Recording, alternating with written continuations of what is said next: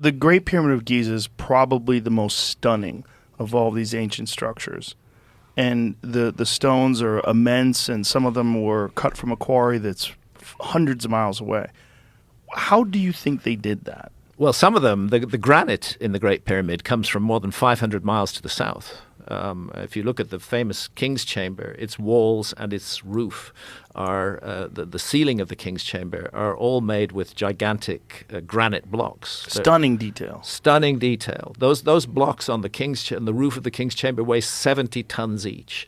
Now, Egyptologists will tell you that they could move heavy blocks because they put them on wet sand and they push them along on wet sand. Well, maybe if you're just at ground level, that will do. But when you're 350 feet above the ground, as you are in the King's Chamber, that won't do at all.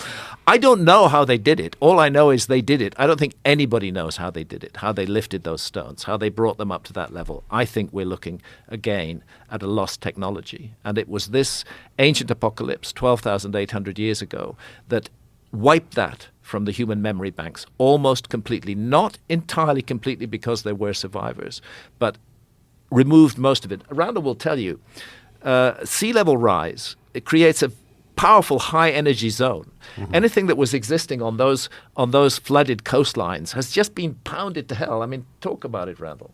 I think the key thing is we're looking at technologies that are not the same as ours. Yes. And that's partly why archaeologists can't see them, because they're looking for us in the past and they're not open to the possibility that there are whole other kinds of technology that could be used. Right. I always go back to the ancient Egyptian traditions that speak of priests chanting as these huge blocks were lifted into the air. Were they using some kind of sound effect, some kind of use of sound that was able to manipulate matter? We know that sound can manipulate matter, as a matter of fact, but they're lifting these blocks. Again and again, it appears in ancient Egyptian traditions.